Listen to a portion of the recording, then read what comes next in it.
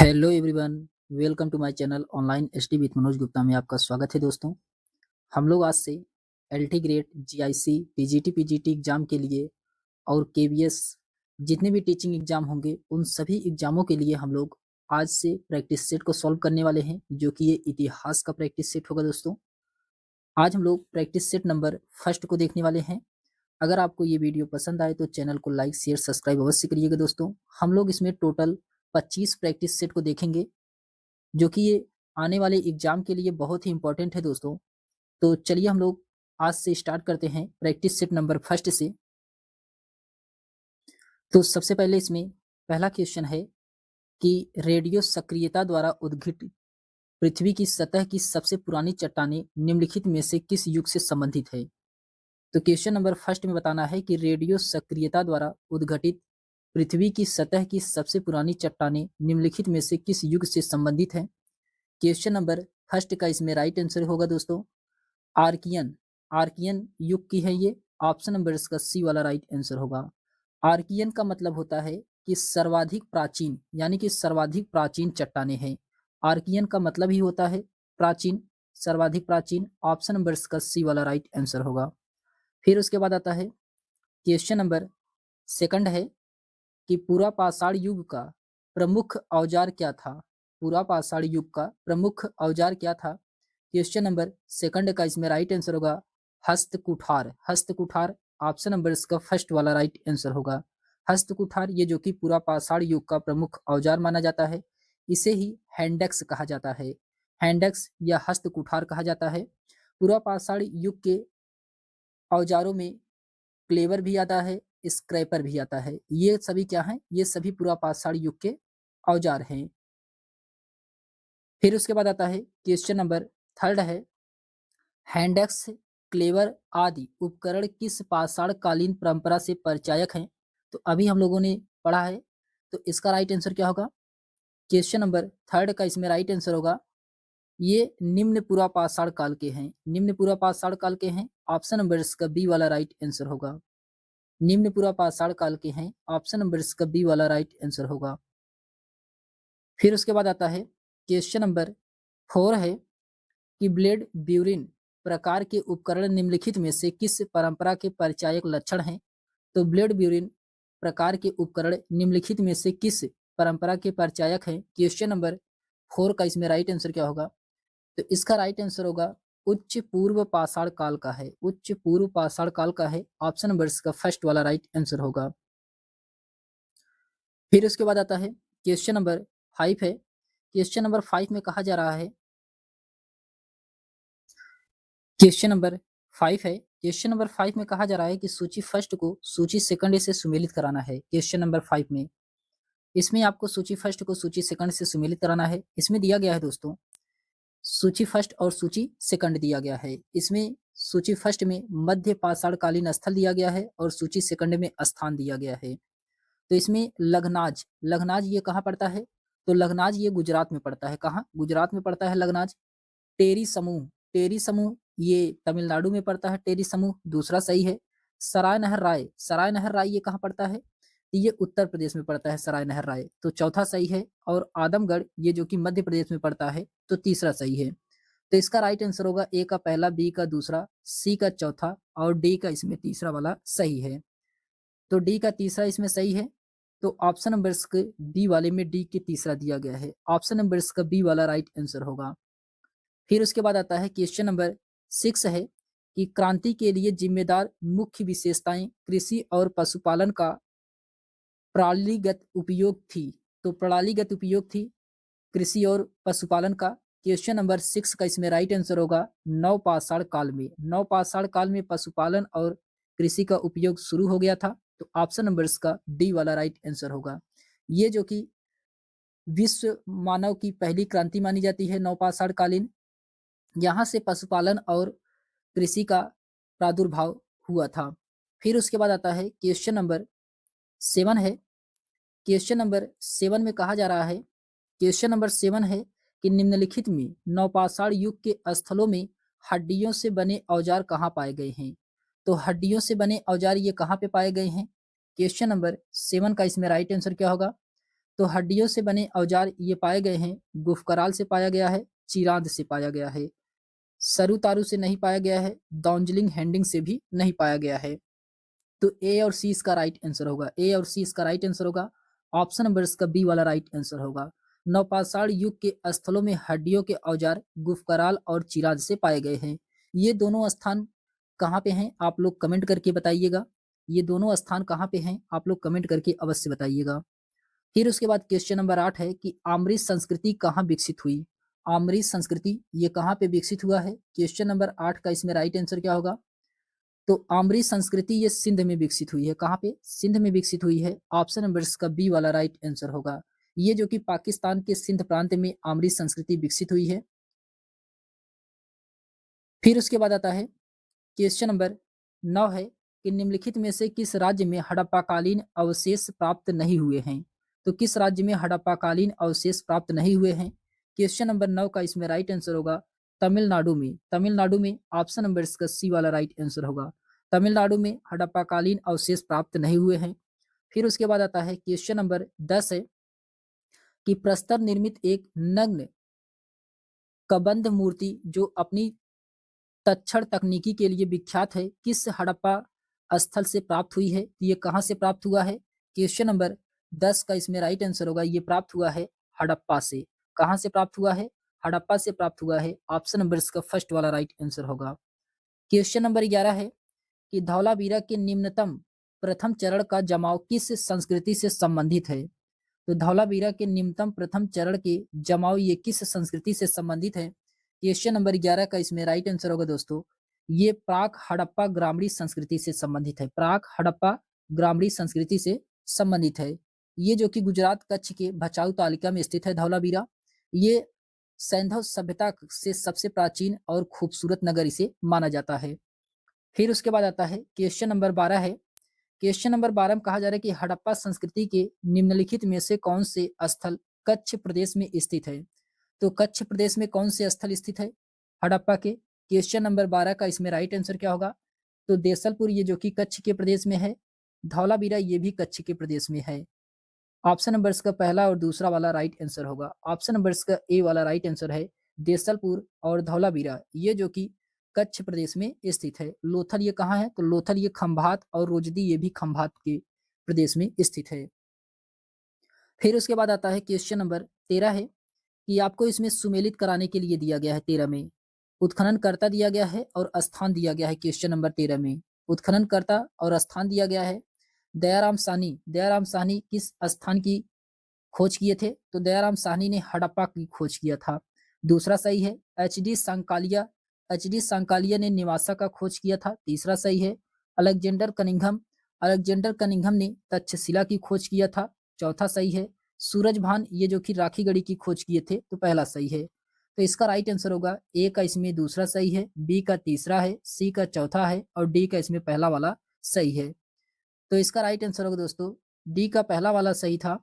तो option number इसका B वाला राइट आंसर होगा। ऑप्शन नंबर इसका बी वाला राइट आंसर होगा। ए का दूसरा था, बी का तीसरा, सी का चौथा और डी का पहला इसमें क्या था, सही था।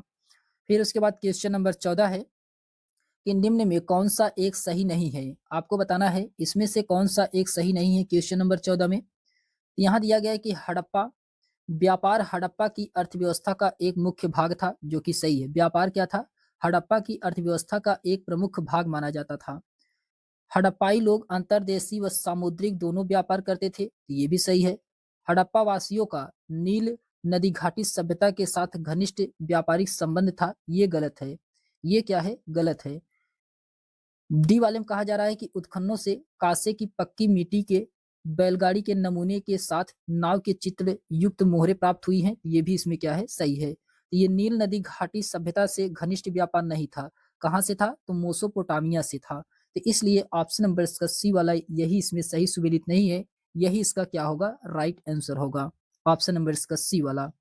फिर उसके बाद आता है क्वेश्चन नंबर 15 है। क्वेश्चन नंबर 15 में कहा जा रहा है कि कात्यायन के अनुसार विद्याधन यानी कि अधिगम द्वारा अर्जित संपत्ति में शामिल है। तो कौन इसमें शामिल है, तो यज्ञई शुल्क के रूप में प्राप्त संपत्ति जो कि ये क्या है, शामिल है। यह गैस शुल्क के रूप में प्राप्त संपत्ति ये शामिल है। सी में कहा जा रहा है किसी कठिन प्रश्न के समाधान या शास्त्रार्थ में सफलता द्वारा पुरस्कार के रूप में प्राप्त संपत्ति ये भी इसमें शामिल है। पुस्तकों की बिक्री से प्राप्त संपत्ति ये गलत है। किसी विद्वान द्वारा अपने शिष्य से प्राप्त संपत्ति ये भी इसमें क्या है, सही है। तो इसमें ए सी डी सही है, जबकि इसमें बी वाला क्या है, गलत है। तो इसका राइट आंसर क्या होगा, ए सी डी। ए सी डी इसका राइट आंसर होगा। ए सी डी ऑप्शन नंबर के डी वाले में है, ए सी डी। बी वाला उसमें क्या था, गलत था। ऑप्शन नंबर का फर्स्ट वाला राइट आंसर होगा। फिर उसके बाद आता है क्वेश्चन नंबर 16 है कि निम्नलिखित को सुमेलित कीजिए एवं दिए गए कूट से सही उत्तर का चयन करना है। इसमें सही उत्तर का चयन करना है क्वेश्चन नंबर 16 में। तो इसमें दिया गया है सबसे पहले ऋग्वेद। ऋग्वेद ये जो कि इसके होत्र होते थे ऋग्वेद के, तीसरा सही है। फिर उसके बाद आता है ऋग्वेद के बाद आता है यजुर्वेद। यजुर्वेद के अधर्यु होते हैं, चौथा सही है। फिर सामवेद। सामवेद के उद्गाता होते हैं और अथर्ववेद के ब्राह्मण होते हैं। तो इसका राइट आंसर होगा ए का इसमें तीसरा सही है, बी का इसमें चौथा है, सी का इसमें पहला है और डी का इसमें दूसरा वाला सही है। तो डी का दूसरा वाला सही है। ऑप्शन नंबर इसका बी वाला राइट आंसर होगा। इसी में क्या है, डी का दूसरा वाला सही है। ऑप्शन नंबर इसका बी वाला राइट आंसर होगा। फिर उसके बाद आता है क्वेश्चन नंबर 17 है कि एकल विशाल खड़ी प्रस्तर पट्टिका वाले महापाषाण खंड कब्र को क्या कहा जाता है। तो एकल विशाल खड़ी प्रस्तर पट्टिका वाले महापाषाण खंड कब्र को क्या कहा जाता है। तो इसको कहा जाता है दोस्तों मनेहरी। मनेहरी कहा जाता है। ऑप्शन नंबर इसका डी वाला राइट आंसर होगा। मनेहर कहा जाता है। ऑप्शन नंबर इसका डी वाला राइट आंसर होगा। क्वेश्चन नंबर 18 है कि ऋग्वेद में दो कृषि योग्य भूमि के बीच की भूमि पट्टी को कहा जाता है। तो क्या कहा जाता है, तो इसको खिल्य कहा जाता है। खिल्य कहा जाता है। ऑप्शन नंबर इसका डी वाला राइट आंसर होगा। फिर उसके बाद आता है क्वेश्चन नंबर 19 है कि ऋग्वेद में किस नदी को अम्बे तमे, नदी तमे और देवी तमे कहा गया है। तो ये किस नदी को कहा गया है, तो ये सरस्वती नदी को कहा गया है। माते तमे, देवी तमे, नदी तमे, ये किसको कहा जाता है, तो सरस्वती नदी को कहा जाता है। फिर उसके बाद आता है क्वेश्चन नंबर 20 है। क्वेश्चन नंबर 20 में कहा जा रहा है कि निम्नलिखित में से किस कानून प्रदत्त द्वारा यह कहा गया कि महिलाएं अपने स्त्री धन के साथ साथ अपनी अचल संपत्ति भी बेच और गिरवी रख सकती हैं। ये किसके द्वारा कहा गया है। क्वेश्चन नंबर 20 का इसमें राइट आंसर होगा, ये कात्यायन के द्वारा कहा गया है। किसके द्वारा, कात्यायन के द्वारा। ऑप्शन नंबर इसका फर्स्ट वाला राइट आंसर होगा, कात्यायन। फिर उसके बाद आता है इसके एक्सप्लेनेशन में दिया गया है कि निम्नलिखित में से कौन सा युग्म सही सुमेलित नहीं है। आपको बताना है इसमें से कौन सा युग्म सही सुमेलित नहीं है। क्वेश्चन नंबर 21 में इसमें संग्रहित्र दिया गया है, ये जो कि कोषाध्यक्ष होते थे, सही है। भागदुग्ध दिया जा गया है, भागदुग्ध ये जो कि राजकर वसूलने वाला अधिकारी होता था, ये भी सही है। पालागल दिया गया है, ये जो कि दूत होते थे, पालागल या संदेहवाहक होते थे, ये भी सही है। बवाता दिया गया है, ये चारण दिया गया, बवाता चारण दिया गया है, जो कि ये क्या है, गलत है। तो आपसे पूछा था इसमें कौन सा युग में सही सुमेलित नहीं है, तो ऑप्शन नंबर इसका डी वाला यही इसमें क्या है, सही सुमेलित नहीं है। बवाता मतलब होता है संस्कृत शब्दकोश का शब्द, संस्कृत शब्दकोश का शब्द होता है बवाता मतलब। तो ऑप्शन नंबर इसका डी वाला राइट आंसर होगा। फिर उसके बाद आता है क्वेश्चन नंबर 22 है कि निम्नलिखित में से कौन जैन संप्रदाय के हैं। तो कौन से इसमें जैन संप्रदाय के हैं क्वेश्चन नंबर 22 में।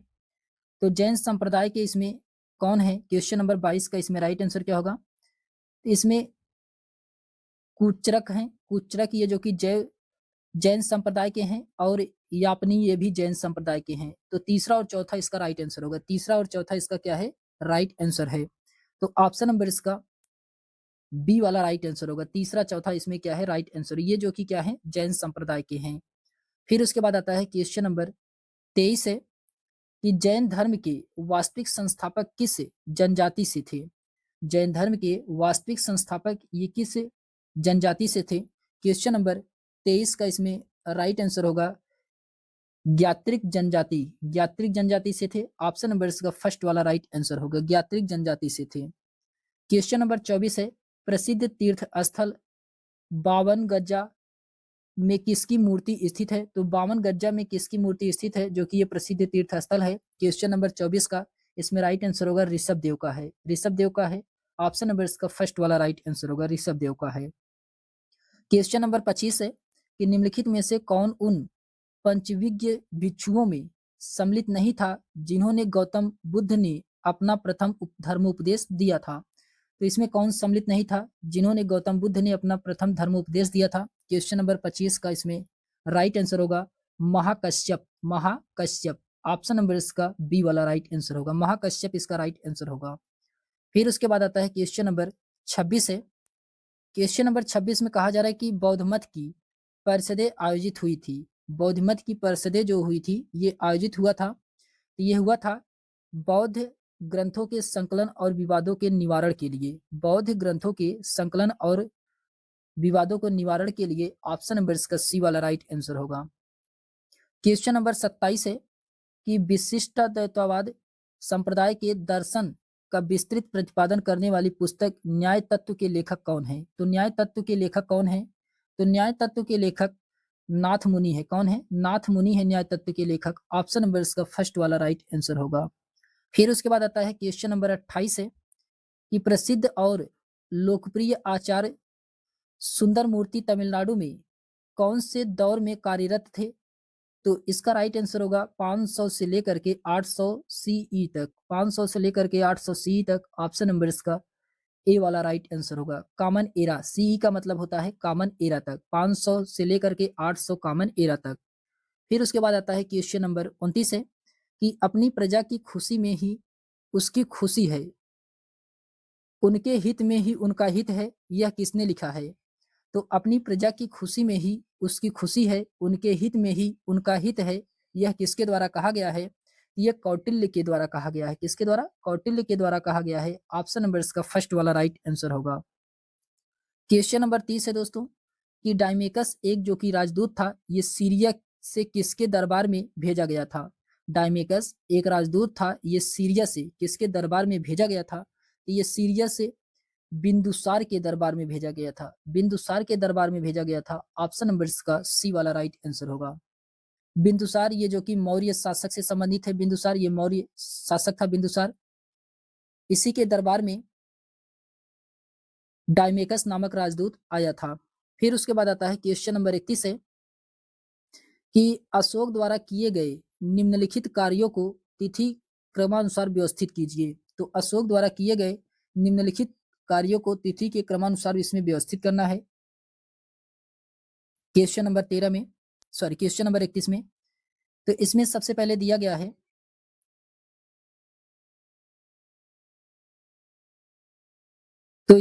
सबसे पहले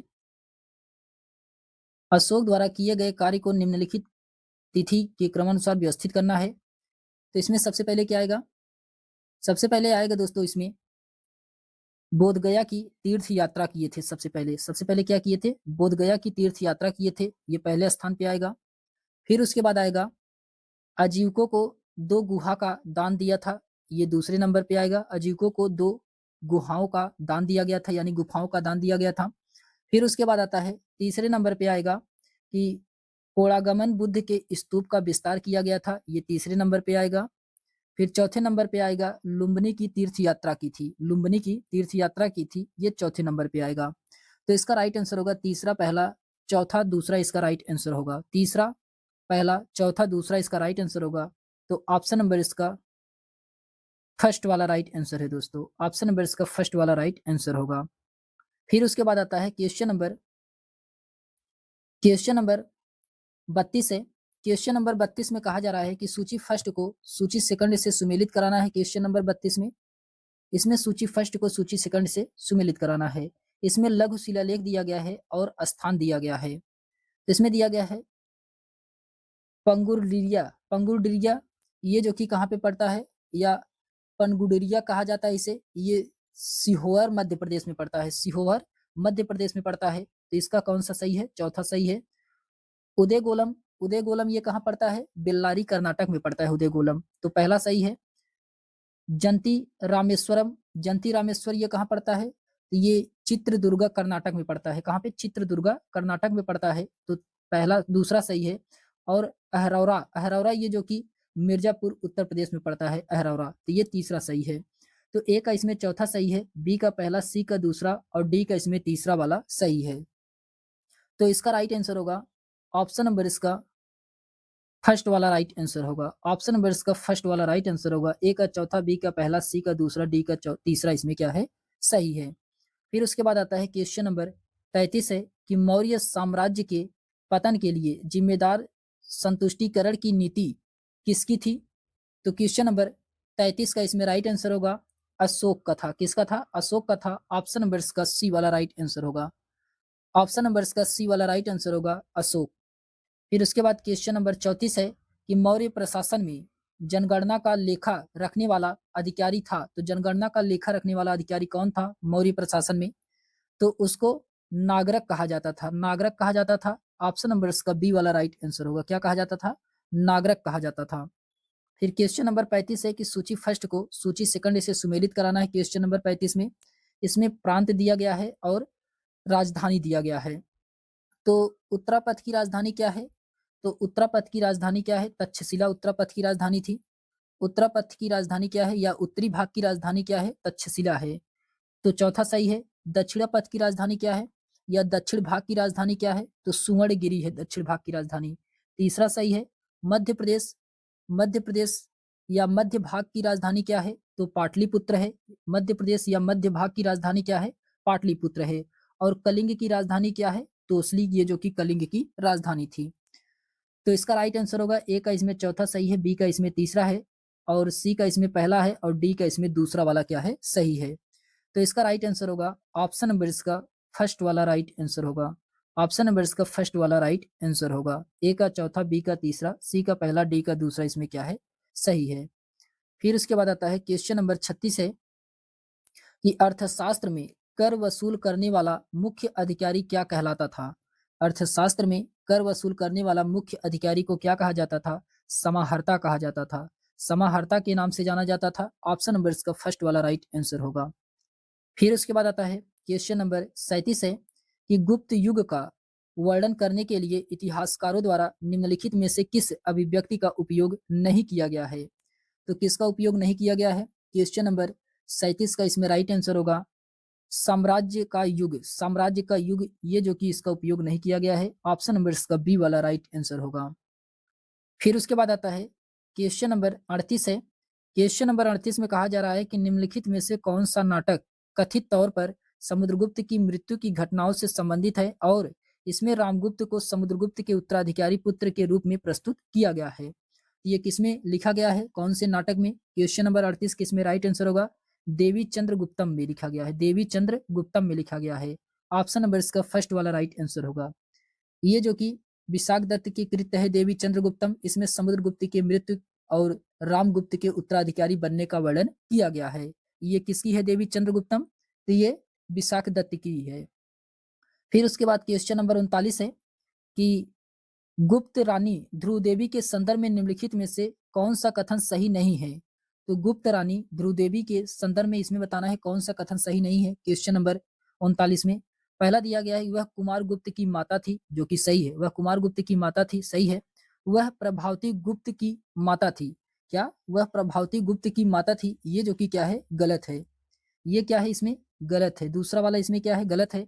जबकि वह रामगुप्त की पत्नी थी, सही है, ध्रुव देवी। फिर उसके बाद आता है इसका राइट ही आंसर क्या होगा? ऑप्शन नंबर इसका बी वाला राइट आंसर होगा। वह प्रभावती गुप्त की माता थी, ये जो कि क्या है, गलत है। यही इसमें क्या है, सही नहीं है। वह चंद्रगुप्त द्वितीय की पत्नी थी, ये भी इसमें क्या है, सही है। फिर उसके बाद क्वेश्चन नंबर 40 है कि निम्नलिखित में से किस अभिलेख में पाटवाय श्रेणी का उल्लेख किया गया है? पाटवाय श्रेणी का ये किस अभिलेख में किया गया है?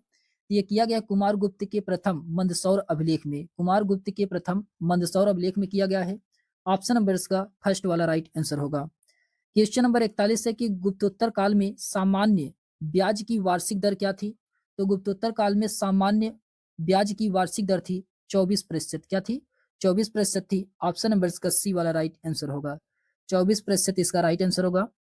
फिर उसके बाद आता है क्वेश्चन नंबर 42 है कि निम्नलिखित में से कौन सी प्रशासनिक इकाइयां थी। तो कौन सी प्रशासनिक इकाइयां थी इसमें से बताना है आपको क्वेश्चन नंबर 43 में, सॉरी क्वेश्चन नंबर 42 में प्रशासनिक इकाइयों को बताना है। आपको इसमें सही उत्तर का चयन करना है, कौन सा इसमें सही है। तो इसमें प्रशासनिक इकाइयां पठक, ये जो कि प्रशासनिक इकाइयों में शामिल था पठक। फिर उसके बाद आता है पठक के बाद पट्टल, ये भी सही है। विषय, ये भी प्रशासनिक इकाई में शामिल था। और फिर उसके बाद विधि, ये भी इसमें शामिल था।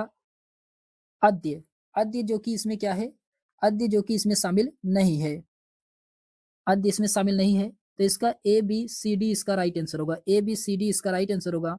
ऑप्शन नंबर इसका बी वाला राइट आंसर होगा, ए बी सी डी इसका क्या है, राइट आंसर है। इसके एक्सप्लेनेशन इस पे फिर उसके बाद आता है क्वेश्चन नंबर 43 है दोस्तों, कि मालवा से हुड़ सत्ता को किसने उखाड़ फेंका था। तो मालवा से हुड़ सत्ता को किसने उखाड़ के फेंका था, क्वेश्चन नंबर 43 का इसमें राइट आंसर क्या होगा। तो यशोधर्मन के द्वारा, यशोधर्मन के द्वारा ऑप्शन नंबर इसका सी वाला राइट आंसर होगा। क्वेश्चन नंबर 44 है कि चोल राजवंश की किस शैव भक्ति कृत में प्रचलित त्रिपुरांतक कहानी प्राप्त होती है। क्वेश्चन नंबर 44 का इसमें राइट आंसर क्या होगा, कि चोल राजवंश के किस शैव भक्ति कृत में प्रचलित त्रिपुरांतक कहानी प्राप्त होती है। क्वेश्चन नंबर 44 का इसमें राइट आंसर होगा दोस्तों, ये तेवरम में, तेवरम में ऑप्शन नंबर इसका फर्स्ट वाला राइट आंसर होगा, तेवरम। फिर उसके बाद क्वेश्चन नंबर 45 है कि किसके काल से गंगेड कोल्ड चोलपुरम चोल साम्राज्य की राजधानी थी। गंगेड चोलपुरम ये चोल साम्राज्य की राजधानी थे, ये किसके शासनकाल में थी। क्वेश्चन नंबर 45 का राइट आंसर होगा राजेंद्र फर्स्ट के, राजेंद्र फर्स्ट के। ऑप्शन नंबर इसका बी वाला राइट आंसर होगा। क्वेश्चन नंबर 46 है परवु रिथुन कलैकम कौन सा विभाग है। तो परवु रिथु नैकलम ये कौन सा विभाग है, तो ये विभाग का नाम है दोस्तों भूमि राजस्व, भूमि राजस्व विभाग का नाम है। ऑप्शन नंबर इसका बी वाला राइट आंसर होगा। क्वेश्चन नंबर 47 है कि निम्नलिखित में से कौन एक दक्षिण भारतीय वाणिज्यिक समुद्री संगठन नहीं था। तो इसमें से कौन सा नहीं है। क्वेश्चन नंबर 47 का इसमें राइट आंसर होगा महाजन, महाजन। ऑप्शन नंबर इसका डी वाला राइट आंसर होगा, महाजन इसका राइट आंसर होगा। क्वेश्चन नंबर 48 है कि निम्नलिखित में से कौन सा एक चोलकालीन मंदिर है। तो चोलकालीन मंदिर इसमें से कौन सा है, तो तंजाउर का बृहदेश्वर मंदिर, ये जो कि चोलकालीन है। ऑप्शन नंबर इसका डी वाला राइट आंसर होगा, तंजाउर का बृहदेश्वर मंदिर ये जो कि चोलकालीन है। क्वेश्चन नंबर 49 है कि आपको इसमें सूची फर्स्ट को सूची सेकंड से सुमेलित कराना है। क्वेश्चन नंबर 49 में इसमें दिया गया है कांकतंत्र, कांकतंत्र ये जो कि सर्ववर्मा का है, कांकतंत्र किसका है, सर्ववर्मा का है, तो तीसरा सही है। औचित्य विचार चर्चा, औचित्य विचार चर्चा ये किसकी है, छमेंद्र की है, छमेंद्र की है, पहला सही है। आमुक्त माल्यद, आमुक्त माल्यद ये किसकी है, तो ये कृष्णदेव राय की है आमुक्त माल्यद, तो चौथा सही है। गौडवाहो, गौडवाहो ये जो कि वाक्यपति की है, तो दूसरा सही है। तो इसका राइट आंसर क्या होगा, ए का तीसरा है, बी का इसमें पहला वाला सही है, सी का इसमें चौथा है और डी का इसमें दूसरा वाला सही है। तो इसका राइट आंसर होगा दोस्तों ऑप्शन नंबर इसका, ऑप्शन नंबर इसका सी वाला राइट आंसर होगा, ऑप्शन नंबर इसका सी वाला राइट आंसर होगा। फिर उसके बाद क्वेश्चन नंबर 50 है कि अलबरूनी की किताब उल हिंद की रचना किस भाषा में हुई है। ये किस भाषा में किया गया है, ये अरबी भाषा में लिखा गया है। अलबरूनी की किताब किताबुल हिंद ये किस भाषा में लिखा गया है, तो अरबी भाषा में लिखा गया है किताबुल हिंद। क्वेश्चन नंबर 51 है कि भारतवर्ष पर प्रथम मुस्लिम आक्रमणकर्ता कौन था। भारतवर्ष पर प्रथम मुस्लिम आक्रमणकर्ता कौन था, तो ये मोहम्मद बिन कासिम, मोहम्मद बिन कासिम है। ऑप्शन नंबर इसका डी वाला राइट आंसर होगा, मोहम्मद बिन कासिम। क्वेश्चन नंबर 52 है कि निम्नलिखित शासकों के शासनकाल को कालानुक्रम में व्यवस्थित कीजिए और नीचे दिए गए कूट का प्रयोग करके सही उत्तर का चयन करना है। क्वेश्चन नंबर 52 में तो इसमें आपको सही कालानुक्रम में व्यवस्थित करना है। सबसे पहले मोहम्मद बिन कासिम, ये जो कि 711 से 12 तक था मोहम्मद बिन कासिम, ये पहले स्थान पे आएगा। फिर उसके बाद आएगा महमूद गजनवी, ये जो कि 997 से 1030 तक था महमूद गजनवी, ये दूसरे स्थान पे आएगा महमूद गजनवी। फिर उसके बाद आएगा चंगेज खान, चंगेज खान ये तीसरे नंबर पे आएगा चंगेज खान। चंगेज खान ये जो कि 1162 से लेकर के 1227 ईस्वी तक था। फिर चौथे नंबर पे आएगा तैमूर, तैमूर ये जो कि 1370 से लेकर के 1405 ईस्वी तक था। तो इसका सही क्रम क्या होगा, तो सही क्रम इसका होगा दोस्तों इसका जो सही क्रम होगा पहला, दूसरा, चौथा, तीसरा, पहला, दूसरा, चौथा, तीसरा होगा। ऑप्शन नंबर इसका बी वाला राइट आंसर होगा। ऑप्शन नंबर इसका बी वाला राइट आंसर होगा। क्वेश्चन नंबर 53 है कि किसके दौरान महमूद ने खैबर के कुछ किलो और कस्बों पर कब्जा कर लिया था? तो किसके दौरान महमूद ने खैबर के कुछ किलो और कस्बों पर कब्जा कर लिया था? क्वेश्चन नंबर 53 का इसमें राइट आंसर क्या होगा? तो ये पहले आक्रमण के दौरान ऑप्शन नंबर इसका फर्स्ट वाला राइट आंसर होगा। क्वेश्चन नंबर 54 है कि मेरतुंग की प्रबंध चिंतामणि के अनुसार निम्नलिखित में से किसने मोहम्मद गोरी को हराया था? तो ये किसने मोहम्मद गोरी को हराया था? तो ये नायिका देवी ऑप्शन नंबर इसका फर्स्ट वाला राइट आंसर होगा, नायिका देवी। फिर उसके बाद क्वेश्चन नंबर 55 है कि निम्नलिखित दिल्ली के सुल्तानों को कालानुक्रम में व्यवस्थित कीजिए। आपको इसमें दिल्ली के सुल्तानों को कालानुक्रम में व्यवस्थित करना है क्वेश्चन नंबर 55 में। तो इसमें सबसे पहले आएंगे दोस्तों, इसमें सबसे पहले इल्तुतमिश आएगा। इसमें सबसे पहले किसका शासन आया था? इल्तुतमिश का। इल्तुतमिश के बाद इसमें रुकनुद्दीन आएंगे। फिर रुकनुद्दीन के बाद इसमें कौन आएगा? रजिया आएगी। रुकनुद्दीन के बाद कौन आएगी? रजिया आएगी। फिर रजिया के बाद इसमें आएंगे दोस्तों नासरुद्दीन महमूद। रजिया के बाद कौन आएंगे? नासरुद्दीन महमूद, ये चौथे नंबर पे आएंगे। फिर उसके बाद नासरुद्दीन महमूद के बाद कौन आएंगे? बलबन आएंगे, ये पांचवें नंबर पे आएंगे। तो इसका सही क्रम क्या होगा? सही क्रम इसका होगा CADEB। CADEB इसका क्या होगा? सही क्रम होगा। तो इसका राइट आंसर क्या होगा? ऑप्शन नंबर इसका CADEB इसका राइट आंसर होगा। ऑप्शन नंबर इसका बी वाला राइट आंसर होगा। ऑप्शन नंबर इसका बी वाला राइट आंसर होगा। फिर उसके बाद आता है क्वेश्चन नंबर 56 है कि दिल्ली में कुब्बतुल इस्लाम मस्जिद का निर्माण किसने करवाया था? दिल्ली में कुब्बतुल इस्लाम मस्जिद का निर्माण ये करवाया गया था कुतुबुद्दीन ऐबक के द्वारा। किसके द्वारा? कुतुबुद्दीन ऐबक के द्वारा। ऑप्शन नंबर इसका बी वाला राइट आंसर होगा।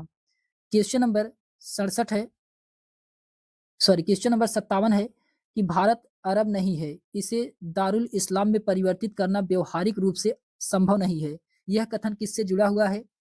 ये कथन जुड़ा हुआ है इल्तुतमिश से जुड़ा हुआ है। ऑप्शन नंबर इसका फर्स्ट वाला राइट आंसर होगा। क्वेश्चन नंबर 58 है कि नीचे दो वक्तव्य दिया गया है, इसमें कथन ए और कारण आर दिया गया है। आपको इसमें बताना है कौन सा सही है। क्वेश्चन नंबर 58 में तो इसमें कहा जा रहा है कि बलवंत ने दिवंगत खलीफा की स्मृति में सिक्के अंकित करवाए थे, जो कि सही है। कारण आर में कहा जा रहा है कि बगदाद खलीफा का अंत मुस्लिम सत्ता की महानक्षम क्षति थी, तो ये भी सही है। तो इसमें कथन और कारण दोनों सही है, लेकिन इसका सही एक्सप्लेनेशन नहीं है। तो कथन और कारण दोनों सही है और इसका सही एक्सप्लेनेशन नहीं है, तो इसलिए इसका राइट आंसर होगा ऑप्शन नंबर इसका बी वाला राइट आंसर होगा। फिर उसके बाद क्वेश्चन नंबर 59 है कि निम्नलिखित में से कौन दिल्ली का प्रथम शासक था जिसने दक्कन को भेदा था? तो दिल्ली का प्रथम शासक कौन था जिसने दक्कन को भेदा था, यानी कि दक्कन को जीता था? क्वेश्चन नंबर 59 का इसमें राइट आंसर होगा अलाउद्दीन खिलजी। अलाउद्दीन खिलजी ऑप्शन नंबर इसका फर्स्ट वाला राइट आंसर होगा। फिर उसके बाद आता है क्वेश्चन नंबर 60 है कि दिल्ली सल्तनत के इतिहास में किस अवधि को चालीसा का प्रशासन काल माना जाता है? तो चालीसा का प्रशासन काल किस अवधि को माना जाता है? ये जो कि इल्तुतमिश के द्वारा चलाया गया था चालीसा। तुर्कान ए चहलगानी का उल्लेख इसमें किया जाता है, इसी को कहा जाता है। तो ये इसका शासनकाल 1236 से 66 तक था। 1236 से 66 तक था। तो इसका राइट आंसर क्या होगा? ऑप्शन नंबर इसका फर्स्ट वाला राइट आंसर होगा।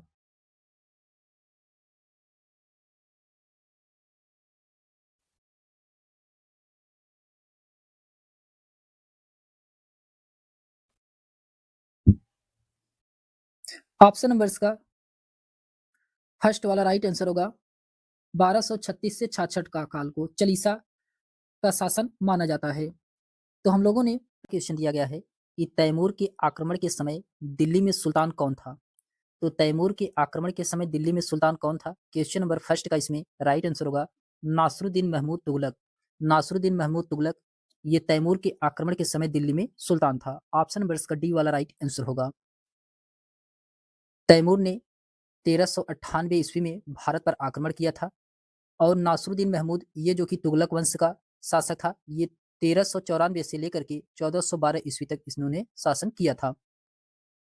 फिर उसके बाद आता है क्वेश्चन नंबर सेकंड है कि बहमनी राज्य की स्थापना कब हुई थी?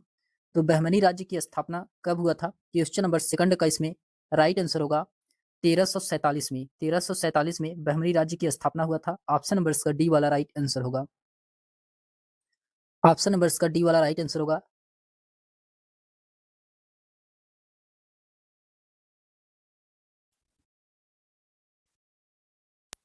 हसन गंगू, जो कि ये बहमनी राज्य का संस्थापक है, हसन गंगू, इसको जफर खां के नाम से भी जाना जाता है, जो कि ये बहमनी राज्य की स्थापना 1347 ईस्वी में हुआ था। ऑप्शन नंबर इसका डी वाला राइट आंसर होगा।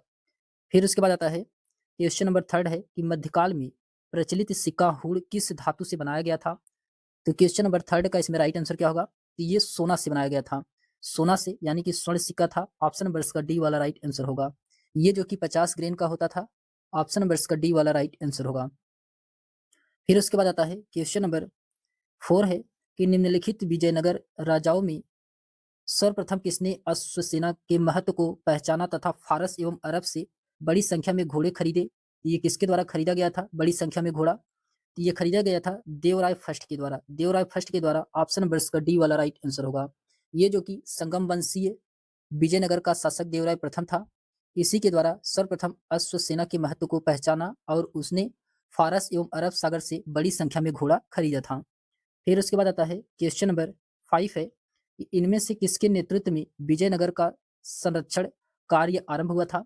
तो क्वेश्चन नंबर 5 का इसमें राइट आंसर होगा कालीन मैकेंजी। कालीन मैकेंजी के संरक्षण में हुआ था। ऑप्शन नंबर इसका फर्स्ट वाला राइट आंसर होगा। विजयनगर की पहली राजधानी हम्पी थी, ये जो कि तुंगभद्रा नदी के तट पर स्थित था।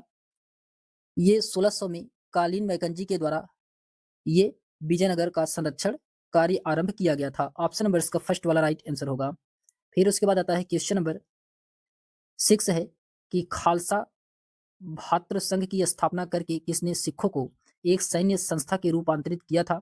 तो संस्था में रूपांतरित किया था। क्वेश्चन नंबर 6 का इसमें राइट आंसर क्या होगा? तो ये गुरु गोविंद सिंह के द्वारा। गुरु गोविंद सिंह के द्वारा। ऑप्शन नंबर इसका डी वाला राइट आंसर होगा। गुरु गोविंद सिंह के द्वारा किया गया था।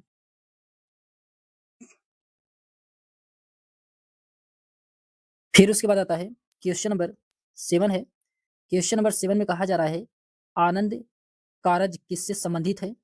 तो आनंद कारज ये किससे संबंधित था? क्वेश्चन नंबर 7 का इसमें राइट आंसर क्या होगा? ये मैरिज से था, विवाह से संबंधित था। ऑप्शन नंबर इसका फर्स्ट वाला राइट आंसर होगा। ये सिख विवाह होता था आनंद कारज, ये जो कि विवाह से संबंधित था। इसकी शुरुआत गुरु अमरदास के द्वारा किया गया था। फिर उसके बाद आता है क्वेश्चन नंबर 8 है कि निम्नलिखित संतों को कालानुक्रम में व्यवस्थित कीजिए। तो आपको इसमें संतों को कालानुक्रम में व्यवस्थित करना है। सबसे पहले इसमें कौन आएंगे? सबसे पहले इसमें अंडाल आएंगे। अंडाल ये सबसे पहले आएंगे। अंडाल जो कि ये 8वीं सदी में आए थे। अंडाल कब आए थे? ये 8वीं सदी में आए थे। फिर उसके बाद आता है अंडाल के बाद इसमें रामानुज आएंगे। अंडाल के बाद रामानुज अनुज आएंगे। ये दूसरे नंबर पे आएंगे रामानुज, ये जो कि 1017 ईस्वी में।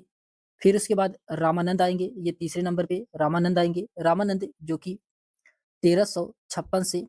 फिर उसके बाद आता है कुंभन दास। कुंभन दास ये चौथे नंबर पे आएंगे। इसका सही क्रम क्या होगा? बी ए सी डी। बी ए सी डी इसका सही क्रम होगा।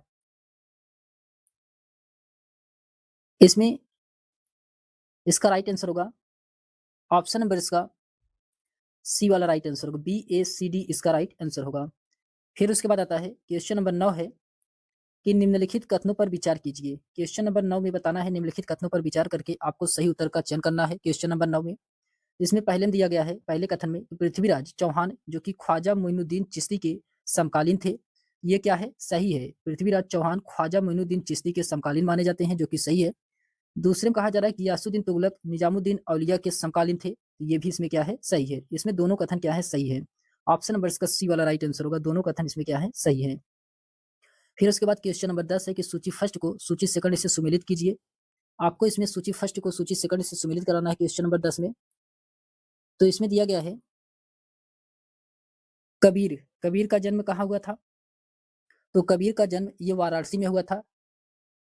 कबीर का जन्म वाराणसी में हुआ था। तो कबीर क्या थे? कबीर ये कबीर ये जुलाहा थे। कबीर क्या थे? जुलाहा थे। तो चौथा सही है। रैदास, रैदास क्या थे? तो रैदास मोची थे। तीसरा सही है। सेना सेना ये जो कि क्या थे, सेना ये नाई थे, और धन्ना धन्ना ये क्या थे, किसान थे। इसका राइट आंसर क्या होगा?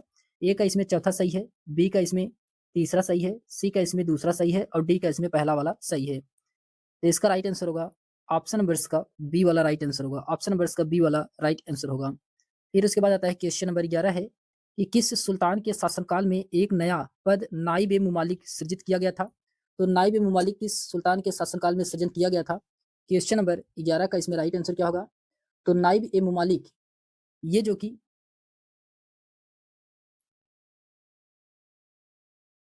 बहराम शाह के द्वारा ऑप्शन नंबर इसका फर्स्ट वाला राइट आंसर होगा। यह इल्तुतमिश का तीसरा पुत्र था बहराम शाह, इसी के द्वारा नाइब ए मुमालिक का सृजन किया गया था। और इस पद पर सर्वप्रथम किसको नियुक्त किया गया था? तो इख्तियारुद्दीन एर्तगीन को इस पद पर सबसे पहले नियुक्त किया गया था। नाइब ए मुमालिक के पद पर सबसे पहले इख्तियारुद्दीन एर्तगीन को नियुक्त किया गया था। तो ऑप्शन नंबर इसका फर्स्ट वाला राइट आंसर होगा। फिर उसके बाद आता है क्वेश्चन नंबर 12 है, तुमन संबंधित है। तुमन ये किससे संबंधित है? तो क्वेश्चन नंबर 12 का इसमें राइट आंसर होगा तुमन ये संबंधित है ये सैनिक संगठन से। ऑप्शन नंबर इसका बी वाला राइट आंसर होगा। तुमन ये सैनिक संगठन से संबंधित है। फिर उसके बाद आता है क्वेश्चन नंबर 13 है। क्वेश्चन नंबर 13 में कहा जा रहा है कि अलाउद्दीन खिलजी के आर्थिक संगठन की प्रमुख विशेषताएं थी। तो अलाउद्दीन खिलजी के आर्थिक संगठन की प्रमुख विशेषताएं क्या थी? तो इसमें भूमि अनुदानों का अंत किया गया था, जो कि सही है। एक दमनकारी कर प्रणाली लगाई गई थी, ये भी सही है। कपड़ा तथा पशुओं के बाजार बनाए गए थे, ये भी सही है। ऑप्शन नंबर इसका डी वाला राइट आंसर होगा। उपरोक्त में से सभी क्या है? सही है। फिर उसके बाद क्वेश्चन नंबर 14 है कि निम्नलिखित में से किस सुल्तान ने सोने के सिक्के के एक ओर देवी लक्ष्मी और दूसरी ओर देवी के नाम का अंकित करवाया था? तो क्वेश्चन नंबर 14 का इसमें राइट आंसर क्या होगा? ये मोहम्मद बिन साम। ऑप्शन नंबर इसका बी वाला राइट आंसर होगा। मोहम्मद बिन साम नाम अंकित करवाया था। और ये किसने अंकित करवाया था? ये मोहम्मद गोरी के द्वारा करवाया गया था। मोहम्मद गोरी के द्वारा करवाया गया था। फिर उसके बाद आता है क्वेश्चन नंबर 15 है। क्वेश्चन नंबर 15 में कहा जा रहा है कि दिल्ली के सुल्तानों द्वारा निर्मित निम्नलिखित मस्जिदों को उनके निर्माण के अवरोही कालानुक्रम में व्यवस्थित करना है। तो सबसे पहले इसमें क्या आएगा? सबसे पहले इसमें जामत खाना मस्जिद आएगा। जमात खाना मस्जिद ये सबसे पहले आएगा। जमात खाना मस्जिद ये अलाउद्दीन खिलजी के द्वारा बनवाया गया था। फिर उसके बाद आएगा बेगमपुरी मस्जिद। बेगमपुरी मस्जिद ये दूसरे नंबर पे आएगा। बेगमपुरी मस्जिद ये किसके द्वारा बनवाया गया था? तो ये मोहम्मद बिन तुगलक के द्वारा बनवाया गया था। फिर उसके बाद आएगा खिरकी मस्जिद। ये खिरकी मस्जिद फिरोज शाह तुगलक के समय में बनवाया गया था। फिरोज शाह तुगलक के समय में बनवाया गया था। ये तीसरे नंबर पे आएगा। फिर उसके बाद आता है मोठ की मस्जिद ये चौथे नंबर पे आएगा। मोठ की मस्जिद ये सिकंदर लोधी के प्रधानमंत्री मियाँ भुआ द्वारा निर्मित करवाया गया था। तो इसका राइट आंसर क्या होगा? तो बी सी डी ए इसका राइट आंसर होगा। ऑप्शन नंबर इसका फर्स्ट वाला राइट आंसर होगा। फिर उसके बाद आता है क्वेश्चन नंबर 16 है कि उत्तर बंगाल की अदीना मस्जिद का निर्माण हुआ था। उत्तर बंगाल की अदीना मस्जिद का निर्माण ये किसके द्वारा करवाया गया था? ये सिकंदर शाह के द्वारा करवाया गया था। सिकंदर शाह के द्वारा। ऑप्शन नंबर इसका फर्स्ट वाला राइट आंसर होगा। सिकंदर शाह का शासनकाल 1358 से लेकर के 1389 ईस्वी तक था। अदीना मस्जिद का निर्माण सिकंदर शाह के द्वारा करवाया गया था। फिर उसके बाद आता है क्वेश्चन नंबर 17 है। क्वेश्चन नंबर 17 में कहा जा रहा है कि ताजुल मसीर के लेखक हसन उल निजामी कहते हैं कि किसने लोगों को बराबरी का न्याय दिया और खुद को शांति का प्रसार करने की झोंक दिया? ये किसके द्वारा कहा गया है? क्वेश्चन नंबर 17 का इसमें राइट आंसर होगा ऐबक ने। ऐबक के बारे में कहा गया है। ऑप्शन नंबर इसका सी वाला राइट आंसर होगा। तो हसन उल निजामी ये जो कि ऐबक के दरबार से संबंधित है। ऑप्शन नंबर इसका सी वाला राइट आंसर होगा। फिर उसके बाद आता है क्वेश्चन नंबर 18 है। क्वेश्चन नंबर 18 में कहा जा रहा है सूची फर्स्ट को सूची सेकंड से सुमेलित कराना है। क्वेश्चन नंबर 18 में इसमें लेखक दिया गया है और फारसी ग्रंथ दिया गया है। लेखक और फारसी ग्रंथ दिया गया है। इसमें मिनहाजुस सिराज के द्वारा तबकात ए नासरी लिखा गया था। तबकात ए नासरी। तो इसका तीसरा सही मिनहाजुस सिराज का तबकात ए नासरी। जियाउद्दीन बर्नी के द्वारा फतवा ए जहादारी तो पहला सही है। और जियाउद्दीन बर्नी के द्वारा हसरतनामा लिखा गया था। तारीख़ फिरोज़ शाही लिखा गया था, ये ज़ियाउद्दीन बर्नी के द्वारा लिखा गया था। ईसामी के द्वारा क्या लिखा गया था? तो ईसामी के द्वारा फुतूह उस सलातीन तो चौथा सही है और याहिया बिन सरहिंदी के द्वारा क्या लिखा गया था? तो तारीख़ मुबारक शाही, याहिया बिन सरहिंदी दूसरा सही है। तो इसका राइट आंसर क्या होगा? ए का इसमें तीसरा सही है, बी का पहला है और सी का इसमें चौथा सही है और डी का इसमें दूसरा वाला सही है। तो इसका राइट आंसर होगा ऑप्शन नंबर इसका डी वाला राइट आंसर होगा। ऑप्शन नंबर इसका डी वाला राइट आंसर होगा। फिर उसके बाद आता है क्वेश्चन नंबर 19 है। क्वेश्चन नंबर 19 में कहा जा रहा है कि भारत में मुगल साम्राज्य की नींव रखने वाले बाबर के संबंध में निम्नलिखित कथनों में से कौन-सा इसमें असत्य कथन है? तो इसमें ज़हीरुद्दीन बाबर का जन्म 14 फरवरी 1483 को काबुल में हुआ था। ये जो कि क्या है? गलत है। कहाँ हुआ था? फरगना में हुआ था। यहाँ पे काबुल दिया गया है जो कि गलत है। पहला वाला ही इसका क्या होगा? राइट आंसर होगा। पहला वाला ही इसमें क्या है? गलत है।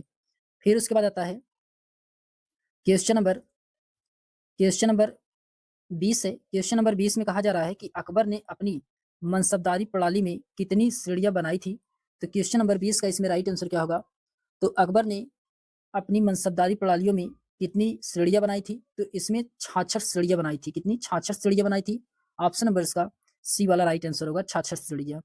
फिर उसके बाद क्वेश्चन नंबर 21 है कि अकबर के शासनकाल के किस वर्ष को इतिहासकार विंसेंट ए. स्मिथ ने सर्वाधिक संकटपूर्ण समय माना है? ये किस वर्ष को माना है? ये माना है 1581 को। 1581 को ऑप्शन नंबर इसका डी वाला राइट आंसर होगा। ऑप्शन नंबर इसका डी वाला राइट आंसर होगा 1581 को। फिर उसके बाद आता है क्वेश्चन नंबर 22 है कि जहांगीर के शासनकाल की घटनाओं को कालानुक्रम में व्यवस्थित कीजिए। तो जहांगीर की घटनाओं की कालानुक्रम में व्यवस्थित करना है। तो इसमें सबसे पहले क्या आएगा? तो सबसे पहले इसमें आएगा मेवाड़ की संधि जो कि मेवाड़ की संधि ये 1615 में हुआ था। ये पहले स्थान पे आएगा मेवाड़ की संधि। फिर उसके बाद कांगड़ा की विजय 1620 में हुआ था। कांगड़ा का विजय ये दूसरे नंबर पे आएगा। फिर उसके बाद आएगा कंधार की पराजय एवं हाथ से निकलना ये 1622 में हुआ था। ये तीसरे नंबर पे आएगा। तो इसका राइट आंसर होगा ए सी बी इसका राइट आंसर होगा। ऑप्शन नंबर इसका बी वाला राइट आंसर होगा।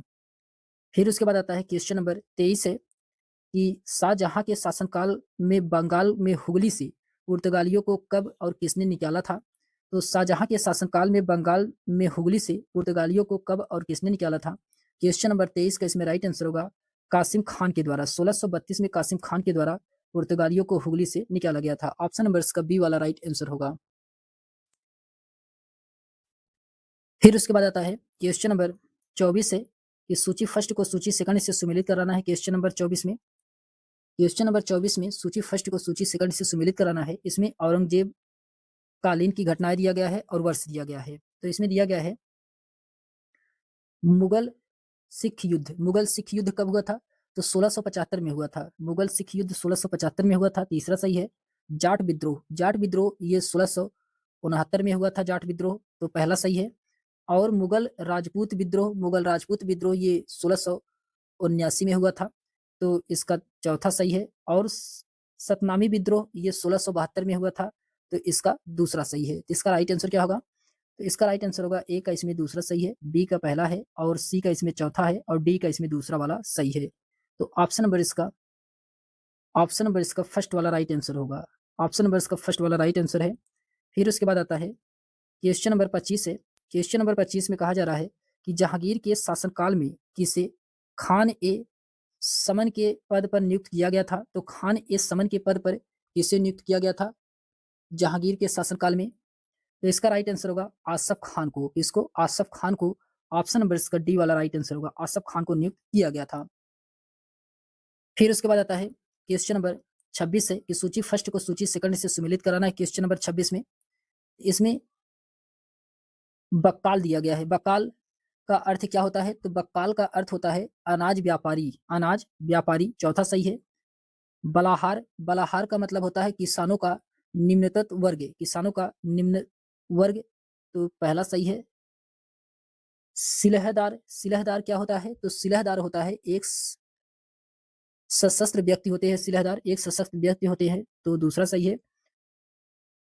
तुमान जो कि ये 10,000 सैनिकों का एक समूह होता है तुमान तो तीसरा सही है।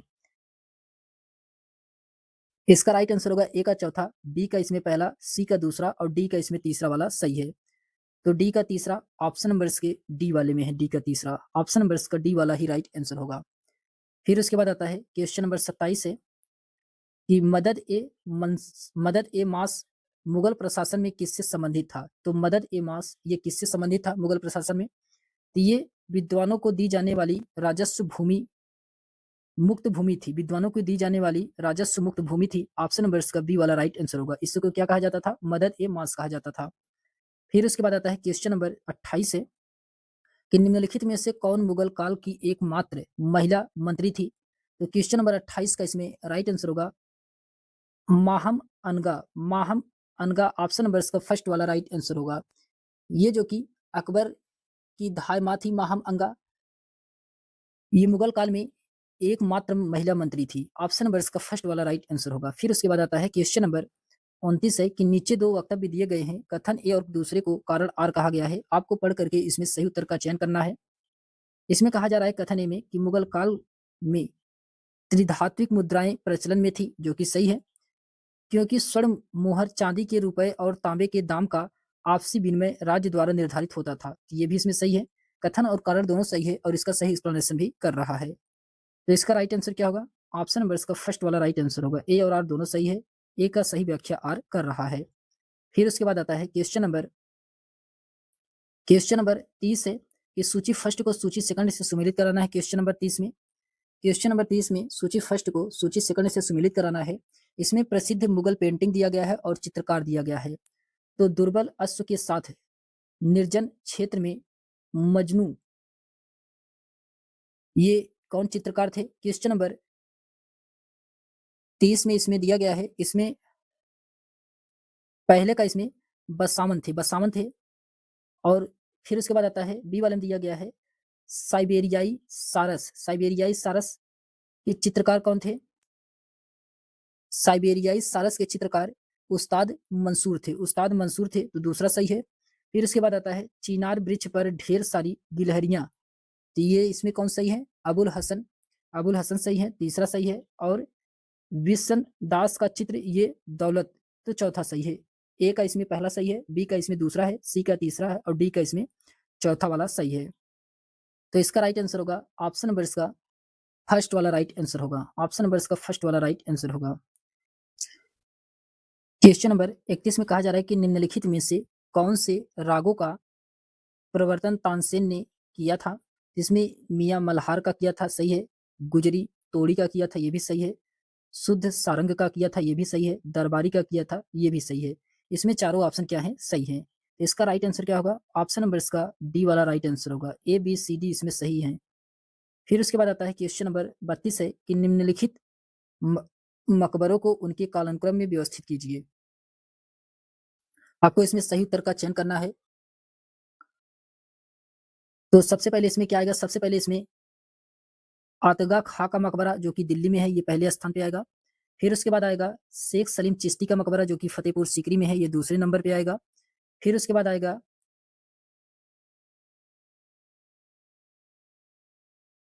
फिर उसके बाद आएगा फिर उसके बाद आएगा अकबर का मकबरा जो कि सिकंदरा में है। अकबर का मकबरा ये सिकंदरा में है, तीसरे नंबर पे आएगा। फिर उसके बाद आएगा आसफ खान का मकबरा जो कि ये लाहौर में है, ये चौथे नंबर पे आएगा। तो इसका राइट आंसर क्या होगा? इसका राइट आंसर होगा C A D B. C A D B इसका राइट आंसर होगा। तो ऑप्शन नंबर इसका सी वाला राइट आंसर होगा। सी ए डी बी इसका राइट आंसर होगा। फिर उसके बाद आता है क्वेश्चन नंबर 33 है। क्वेश्चन नंबर 33 में कहा जा रहा है कि शाहजहां ने किस संगीतज्ञ को गुड़ समुद्र की पदवी प्रदान की थी? क्वेश्चन नंबर 33 का इसमें राइट आंसर होगा लाल खां को। ऑप्शन नंबर इसका डी वाला राइट आंसर होगा, लाल खां को। क्वेश्चन नंबर 34 है कि पर अबुल फजल द्वारा धार्मिक कट्टरता का आरोप लगाया गया था क्योंकि वह दैनिक जीवन में सभी हिंदू अनुष्ठानों को कराने पर जोर देता था। ये किसके द्वारा किया गया था? क्वेश्चन नंबर 34 का इसमें राइट आंसर होगा राजा टोडरमल के द्वारा। राजा टोडरमल ऑप्शन नंबर इसका सी वाला राइट आंसर होगा, राजा टोडरमल। फिर उसके बाद आता है क्वेश्चन नंबर 35 है। क्वेश्चन नंबर 35 में कहा जा रहा है कि निम्नलिखित में से किसका जिज मुहम्मदी की रचना में योगदान था? तो जिज मुहम्मद शाही की रचना में किसका योगदान था? क्वेश्चन नंबर 35 का इसमें राइट आंसर क्या होगा कि निम्नलिखित में से किसका जिज मोहम्मद शाही की रचना में योगदान था? तो इसका राइट आंसर होगा सवाई जयसिंह का। सवाई जयसिंह का ऑप्शन नंबर इसका डी वाला राइट आंसर होगा, सवाई जयसिंह का। फिर उसके बाद आता है क्वेश्चन नंबर 36 है कि सूची फर्स्ट को सूची सेकंड से सुमेलित कराना है। क्वेश्चन नंबर 36 में इसमें दिया गया है सूची फर्स्ट को सूची सेकंड से सुमेलित कराना है। 36 में इसमें गुलबदन बेगम ये जो कि हुमायूं नामा ग्रंथ लिखी थी, गुलबदन बेगम हुमायूं नामा, ये जो कि चौथा सही है। मुतमद खान ये जो कि इकबाल नामा ए जहांगीरी, तो इसका पहला सही है। फिर साकी मुस्तैद खान क्या लिखे थे?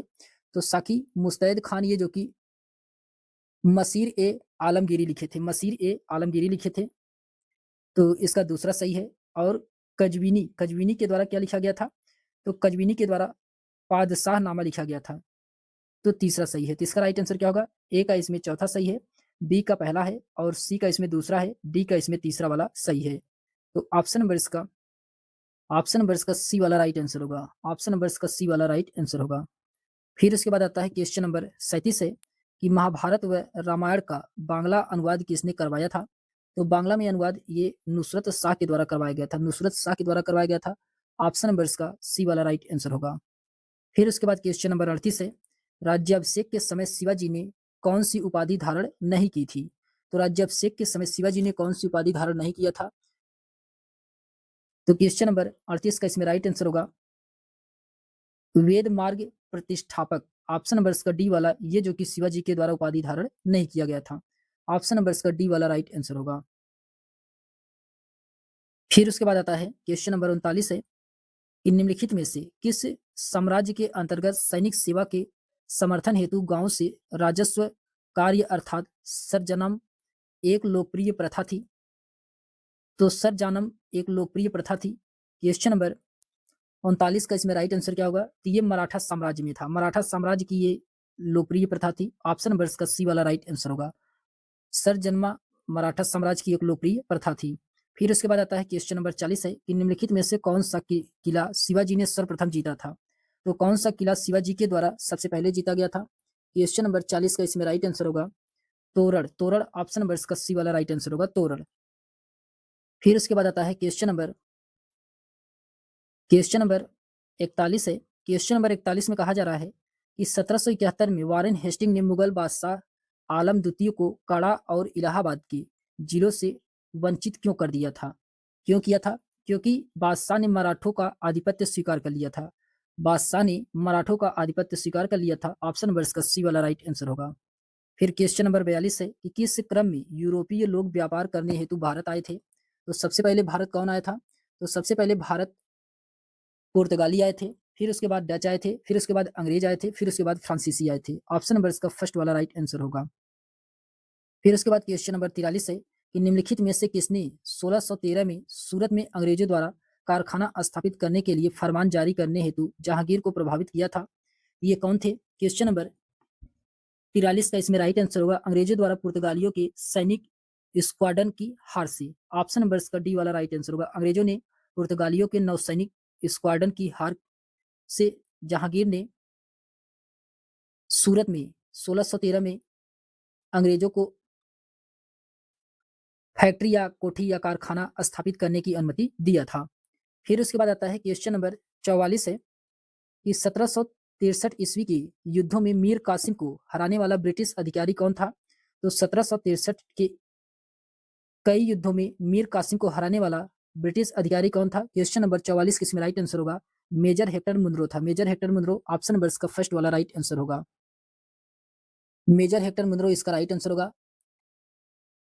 फिर उसके बाद आता है क्वेश्चन नंबर 45 है कि निम्नलिखित में से किस एक कवि ने प्लासी की लड़ाई को एक अस्थाई दुख भरी रात कहा है? ये किसके द्वारा कहा गया है? तो ये कहा गया है नवीन चंद्र सेन के द्वारा, नवीन चंद्र सेन के द्वारा। ऑप्शन नंबर इसका फर्स्ट वाला राइट आंसर होगा।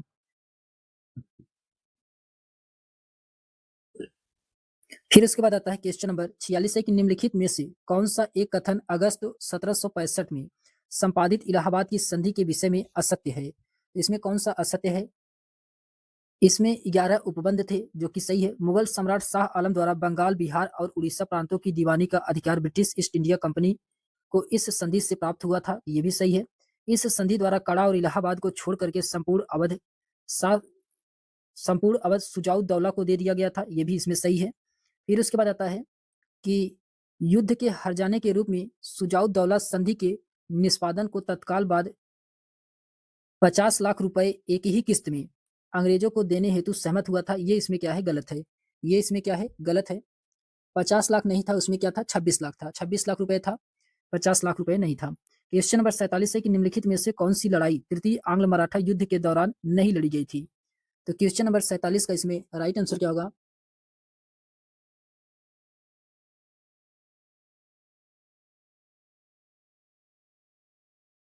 क्वेश्चन नंबर 47 का इसमें राइट आंसर होगा तालेगांव। तालेगांव ऑप्शन नंबर इसका सी वाला राइट आंसर होगा। तालेगांव इसका राइट आंसर होगा। ये जो कि प्रथम आंग्ल मराठा युद्ध के दौरान लड़ा गया था। तालेगांव का युद्ध हुआ था। ये प्रथम आंग्ल मराठा युद्ध के दौरान लड़ा गया था। तो आपको पूछा इसमें से कौन सा तृतीय आंग्ल मराठा युद्ध के दौरान नहीं लड़ी गई थी? यही है तालेगांव। ऑप्शन नंबर इसका सी वाला राइट आंसर होगा। क्वेश्चन नंबर 48 है वारेन हेस्टिंग को कृषक वर्ग के साथ राजस्व बंदोबस्त कराने के लिए किसने सुझाव दिया था?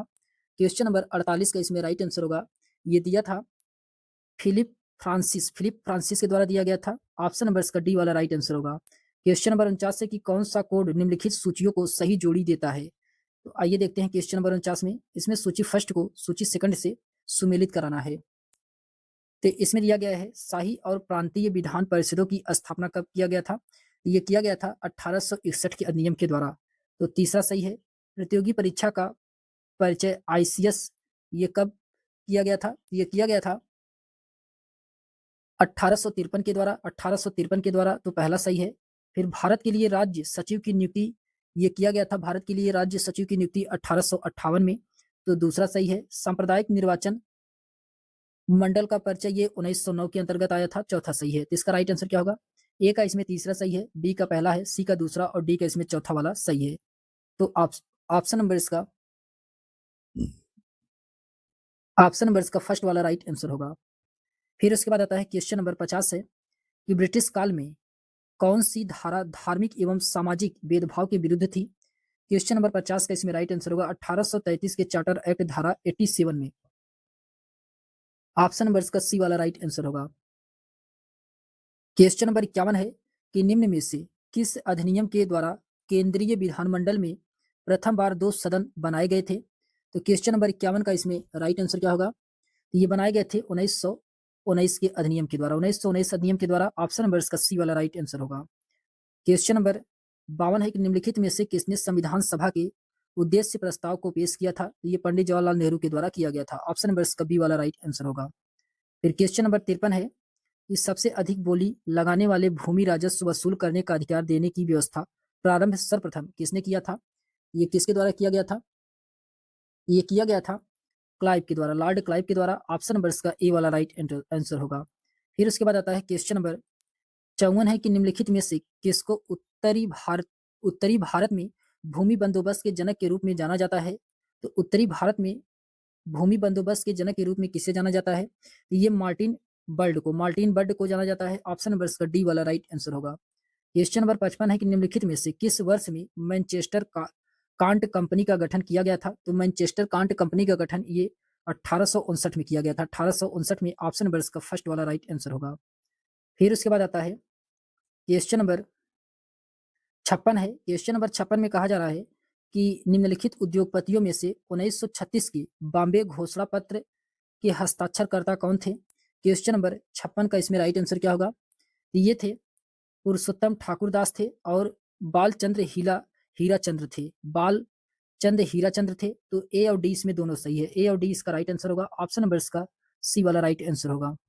क्वेश्चन नंबर 57 है कि निम्नलिखित में से किसने कहा था कि रेलवे और टेलीग्राफ भारत के लिए कम लाभकारी थे और वे दूसरे की पत्नी को सजाने के समान थे? ये किसके द्वारा कहा गया है? तो क्वेश्चन नंबर 57 का इसमें राइट आंसर होगा, ये कहा गया है बाल गंगाधर तिलक के द्वारा। ऑप्शन नंबर इसका सी वाला राइट आंसर होगा। क्वेश्चन नंबर 58 है कि सूची फर्स्ट को सूची सेकंड से सुमेलित कराना है क्वेश्चन नंबर 58 में। तो इसमें दिया गया है लक्ष्मीबाई। लक्ष्मीबाई ये लक्ष्मीबाई लक्ष्मीबाई युद्ध में लक्ष्मीबाई युद्ध में मारी गई थी। फिर उसके बाद आता है तात्या टोपे। तात्या टोपे ये जो कि गिरफ्तार हुए और फांसी पर लटका दिए गए थे। तात्या टोपे तीसरा सही है। नाना साहब, नाना साहब को नेपाल निर्वासित कर दिया गया था और बहादुर शाह को रंगून भेज दिया गया था। तो इसका राइट आंसर होगा ए का इसमें चौथा सही है, बी का तीसरा, सी का दूसरा और डी का इसमें पहला वाला सही है। ऑप्शन नंबर इसका सी वाला राइट आंसर होगा। फिर उसके बाद आता है क्वेश्चन नंबर 59 है। क्वेश्चन नंबर 59 में कहा जा रहा है कि 1857 के विद्रोह को किसमें प्राप्त समर्थन के बावजूद अंतिम विनाश का सामना करना पड़ा था। तो क्वेश्चन नंबर 59 का इसमें राइट आंसर होगा अवध में। अवध में ऑप्शन नंबर इसका सी वाला राइट आंसर होगा। इसके एक्सप्लेनेशन दिया गया है कि 1857 के विद्रोह को अवध में प्राप्त समर्थन के बावजूद अंतिम विनाश का सामना करना पड़ा। ऐसा इसलिए हुआ क्योंकि अंग्रेजों के पास अच्छी सैन्य व्यवस्था, अत्याधुनिक हथियार, कुशल नेतृत्व था, जबकि विद्रोहियों में एकता का अभाव था, उनके पास कुशल नेतृत्व का अभाव था तथा कुछ भारतीय शासकों ने अंग्रेजों का साथ दिया था। फिर उसके बाद लास्ट क्वेश्चन है, क्वेश्चन नंबर 60 है कि मई 1857 में जब मेरठ में बगावत शुरू हुई तो वहां कौन अंग्रेज कमांडिंग अफसर था। क्वेश्चन नंबर 60 का इसमें राइट आंसर होगा जनरल हेविट। जनरल हेविट था। ऑप्शन नंबर इसका फर्स्ट वाला राइट आंसर होगा जनरल हेविट। ऑप्शन नंबर इसका फर्स्ट वाला राइट आंसर होगा। तो हम लोगों ने प्रैक्टिस सेट नंबर सेकंड को देखा है। इसके आगे हम लोग प्रैक्टिस सेट नंबर थर्ड को नेक्स्ट वीडियो में देखेंगे। तो आज के लिए बस इतना ही। अगर आपको वीडियो पसंद आए तो चैनल को लाइक शेयर सब्सक्राइब अवश्य करिएगा। तो चलिए हम लोग मिलते हैं नेक्स्ट वीडियो में। तब तक के लिए सभी दोस्तों को बहुत बहुत धन्यवाद।